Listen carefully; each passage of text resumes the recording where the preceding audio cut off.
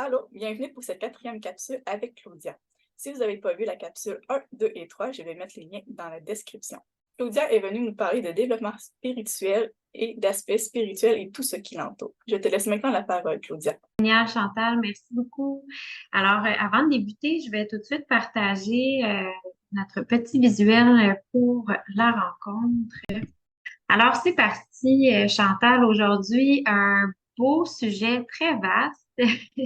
Donc, le mandala, le développement personnel et la spiritualité. Donc, aujourd'hui, on va aborder 4 thématiques et avec plusieurs exemples qui vont être très riches à la fin. Donc, restez jusqu'à la fin.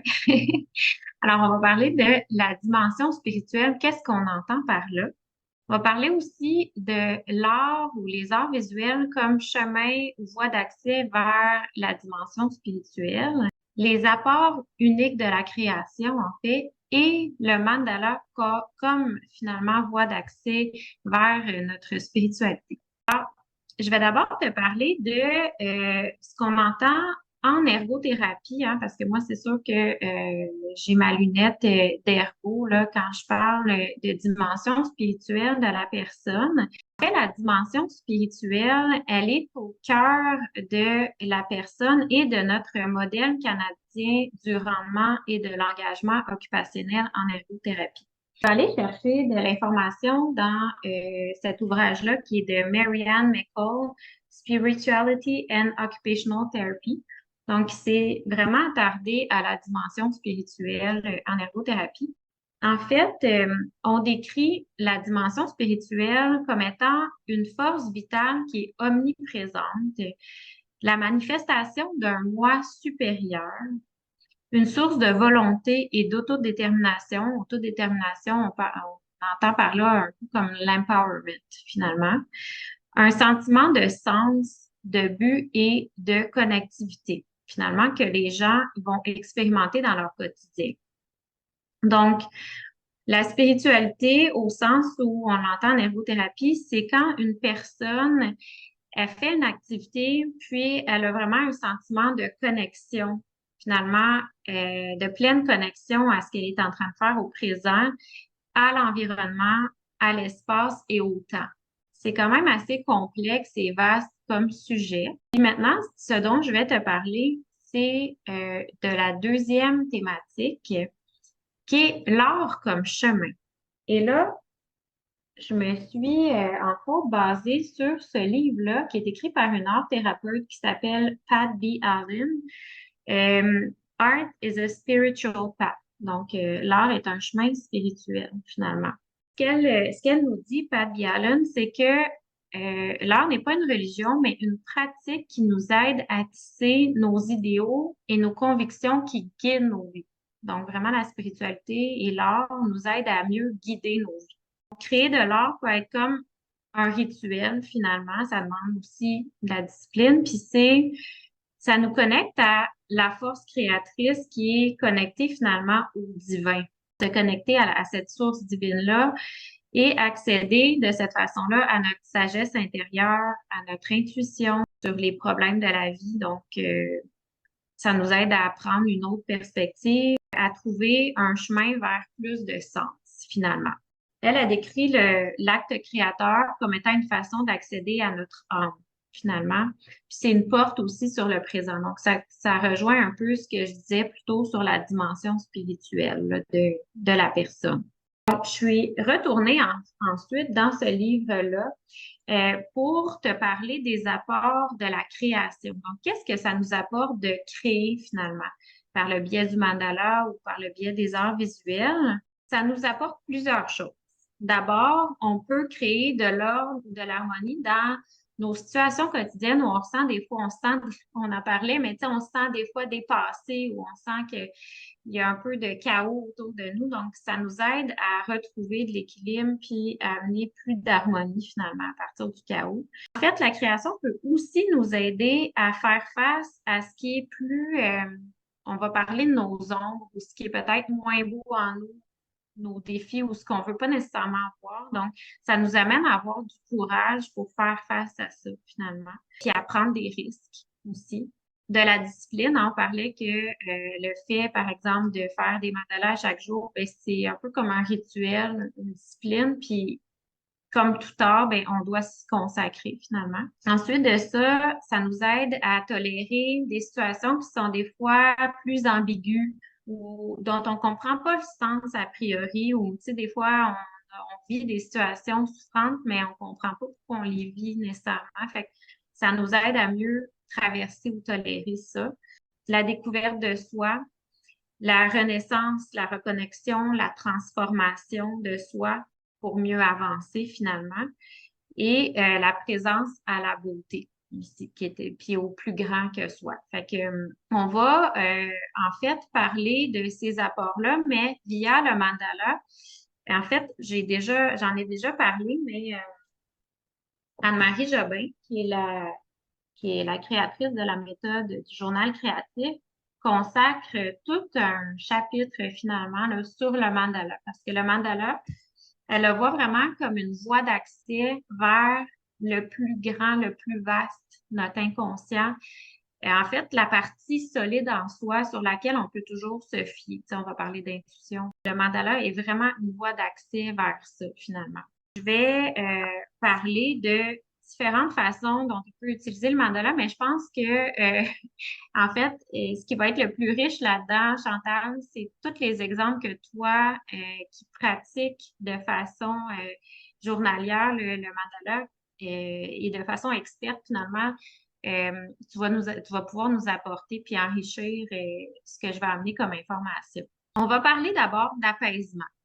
On en a parlé un petit peu dans la gestion des émotions, mais en fait, le fait d'amener, par exemple, des éléments d'un paysage apaisant ou des couleurs qui sont associées pour nous à quelque chose de calmant ou d'ancrage dans le présent peuvent apporter plus d'apaisement dans notre quotidien, puis justement, peut-être s'ouvrir après ça à mieux se connecter, avoir des réponses pour mieux avancer, tout ça. Je pense que tu avais un mandala, Chantal, super intéressant à nous montrer que tu avais créé par rapport à une thématique d'un paysage particulier. Alors, je te laisse le présenter. Oui.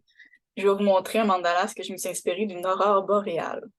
Donc, Il est j'ai été sur Google, j'ai pris un aurore boréale qui m'inspirait et j'ai regardé les couleurs et je les ai mis à l'intérieur du mandala. C'est vraiment magnifique. Puis c'est ça, justement, j'imagine que ça t'a amené à être plus calme, possiblement, ou plus apaisé, là. Oui, comme tu disais, le fait d'aller vraiment vers des images qu'on connaît, qui nous apaisent, ben, c'est vraiment le fun. Moi, j'aurais pu prendre un coucher de soleil aussi, hein. C'est ça. Fait que, justement, tu sais, c'est déjà là, on installe un terreau plus fertile à tout ce qui est une voie plus spirituelle, finalement, aussi en se connectant au présent, en étant apaisé, tout ça. C'est vraiment riche, justement, que tu puisses nous partager cet exemple-là. Je suis sûre que ça va en inspirer plusieurs aussi à la maison.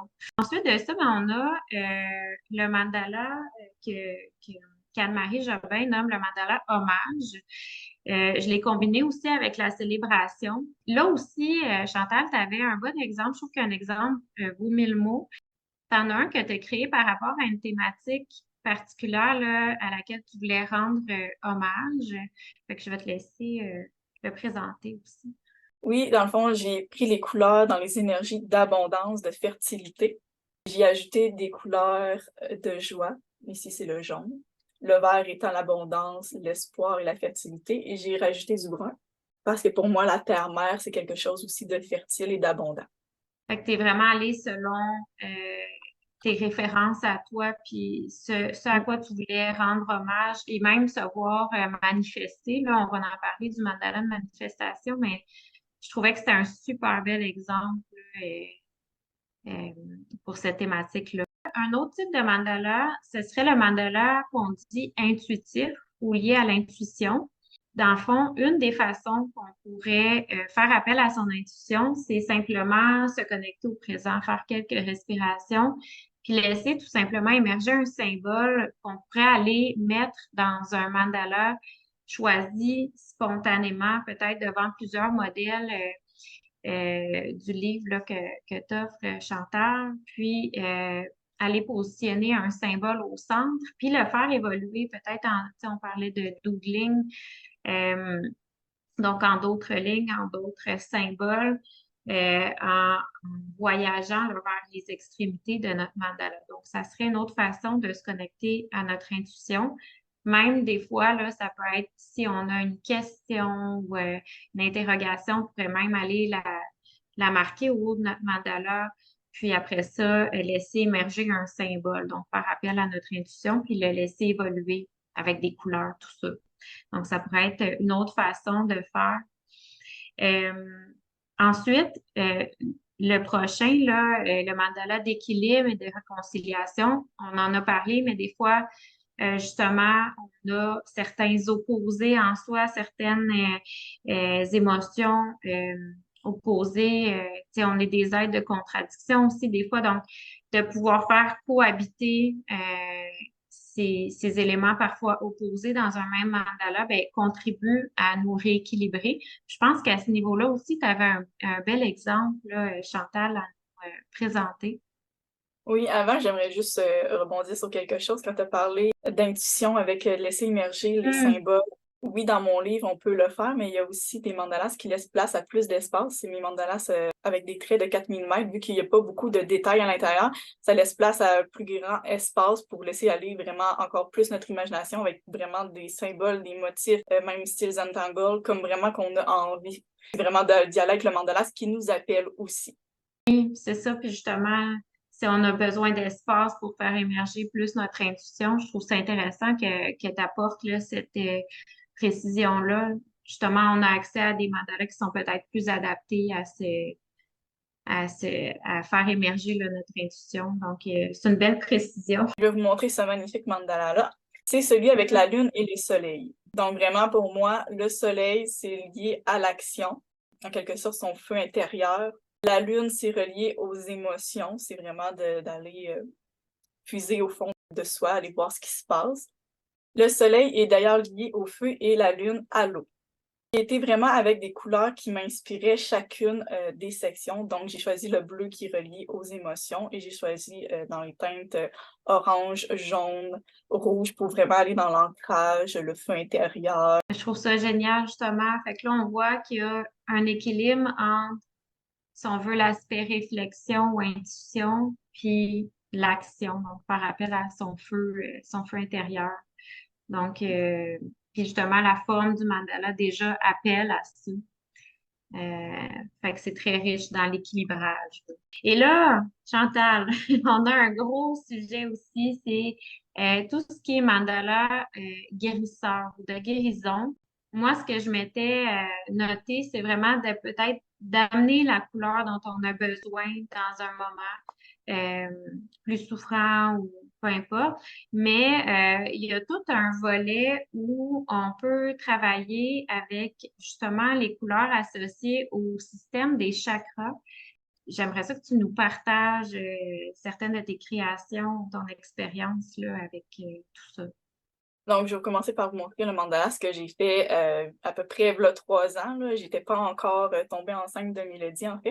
Et j'avais créé un mandalas, en fait, avec l'intention de fertilité pour tomber enceinte de Mélodie. Au niveau des couleurs, j'ai choisi d'y aller au niveau des chakras pour équilibrer le tout. J'ai même remarqué tout à l'heure que j'avais pas mis les couleurs en ordre. Pour ceux qui connaissent les chakras, vous avez probablement remarqué que j'ai pas mis le rouge en premier. J'ai mis l'orange parce que c'est lié au chakra sacré, donc la création. Et que je trouve ça Mhm. vraiment le fun parce que j'y étais avec ce que j'avais de besoin au moment présent. Tu as vraiment fait appel finalement à ton intuition, puis ce qui est sorti était ce dont tu avais besoin finalement, là. Je trouve que c'est un superbe exemple, là, puis je sais pas si tu voulais ajouter sur les chakras ou un peu peut-être les couleurs associées à chacun des chakras. Donc, pour commencer, le chakra racine, c'est vraiment relié à la terre, au moment présent, un ancrage vraiment d'être dans l'instant présent. Sa couleur, c'est le rouge et comme petit mantra, on peut se dire je suis. Ensuite, au niveau du chakra sacré, sa couleur, c'est le orange. C'est vraiment relié à la création, la sexualité, le plaisir. C'est aussi relié au bien-être physique et émotionnel. Son élément, c'est l'eau. On peut dire aussi comme petit mantra « je ressens ». Au niveau du chakra du plexus solaire, sa couleur, c'est le jaune. C'est vraiment relié à l'estime de soi, la confiance. Son élément, c'est le feu. Et on peut dire comme petit mantra « je rayonne » ou « je suis lumière » si jamais vous voulez aussi. C'est aussi le chakra qui nous amène à laisser vivre nos émotions, de vraiment les laisser circuler en nous. Pour le chakra du cœur, c'est la couleur verte et c'est relié à l'élément air. C'est vraiment le chakra de l'amour, c'est-à-dire donner, recevoir de l'amour. Et comme petit mantra, on peut dire « j'aime ». Ensuite, nous avons le chakra de la gorge. Sa couleur, c'est le bleu pâle et son élément, c'est l'éther. Dans le fond, ça regroupe vraiment tous les autres éléments que j'ai nommés. Ce chakra-là, c'est vraiment relié à la communication, le fait de parler, de dire ce qu'on ressent. Et c'est vraiment aussi relié à l'écoute, à entendre ce que les autres ont à nous dire. Comme petit mantra, on peut se dire « je m'exprime ». D'ailleurs, j'ai entendu une phrase il n'y a pas longtemps qui m'a vraiment interpellée, c'est que le chakra de la gorge, c'est le porte-parole de tous les autres chakras. J'ai vraiment Oh, aimé cette wow! expression-là. Qui est très important, dans le fond. Oui, oui, vraiment, c'est comme celui-là qui va vraiment exprimer nos émotions, ce qu'on a vraiment envie, ce qu'on veut faire ou ce qu'on veut pas faire aussi. On oublie souvent cet aspect-là de mettre notre cadre, nos limites, ce qu'on veut vraiment, notre bien-être à nous. Oui. Ah, wow. C'est que c'est lui qui est porteur des messages dont on a besoin. Je trouve ça intéressant. Ensuite, on a le chakra du troisième œil qui est d'un bleu indigo. C'est probablement ma couleur préférée d'ailleurs. Je trouve ça tellement une belle couleur. C'est vraiment relié à notre perception créative et intuitive. Ce chakra-là, il n'y a pas d'éléments associés. Et comme petit mantra, on peut dire « je vois ». Ensuite, nous avons le chakra couronne. Sa couleur, c'est blanc, mauve, violet dans ces teintes-là. Ça, c'est vraiment relié à la dimension plus spirituelle, la connexion qu'on peut avoir avec l'univers, avec l'invisible. Et le petit mantra qu'on peut dire, c'est « je sais » ou même « je comprends ». Je trouve ça drôle parce qu'on parle de spiritualité. On ne s'est pas parlé ce matin, puis on s'habille en mauve, qui est Oui, la couleur de la spiritualité, de ce que je comprends, là. oui, Ah ben, c'est drôle. Comme quoi, c'est ça, l'intuition, c'est fort. Mais je trouve ça vraiment très intéressant. Donc, dans le fond, une façon de procéder serait peut-être de se marquer au haut de notre mandala, peut-être le petit mantra qu'on souhaite travailler. Euh, Par exemple, je suis, puis là, on va venir travailler avec certaines couleurs en fonction de ce dont on a besoin, là, finalement. oui. On peut même rajouter des mots comme « je suis en sécurité »,« je suis dans le moment présent ». C'est ça, fait on pourrait les ajouter dans le mandala à ce moment. Oui, oui, on peut les ajouter au centre si c'est pas en noir, évidemment, s'il y a de l'espace pour le faire. Ouais, ou comme tu nommais plutôt, là, s'il y a plus d'espace, justement, on peut aller Oui, les mettre plus larges. C'est ça. Puis ça m'amène au dernier type de mandala, qui est le mandala de manifestation, hein. Fait que dans le fond, si on a besoin, tu parlais du chakra de la gorge qui est comme le porte-parole, si on a besoin de plus s'exprimer, peut-être que justement, on peut faire un mandala sur l'expression personnelle, tout ça, sur cette thématique-là, puis essayer de venir de le manifester finalement dans le concret par le biais du mandala. Fait que je trouve ça très intéressant. Euh, pour ce type-là. Et le mandala bilan, en fait, par exemple, ce que vous pourriez faire, c'est une petite écriture spontanée sur une thématique. Si on reprend l'idée des chakras, ben, je suis, vous pourriez compléter une phrase sur un petit paragraphe, une écriture spontanée de 5 minutes sur cette thématique-là. Disons qu'il y a un chakra que vous sentez qui est plus à travailler.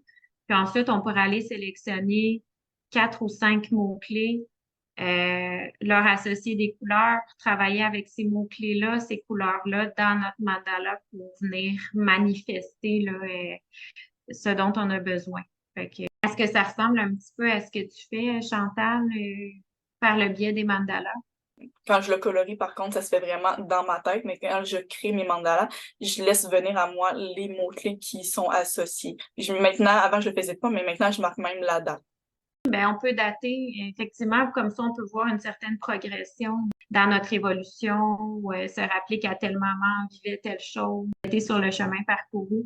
Fait qu'on voit tout l'aspect, là, justement, du développement personnel et spirituel qu'on peut apporter, là, par la pratique du mandala. J'espère que aujourd'hui, ça vous a donné le goût, comme moi, de vraiment poursuivre votre pratique des mandalas dans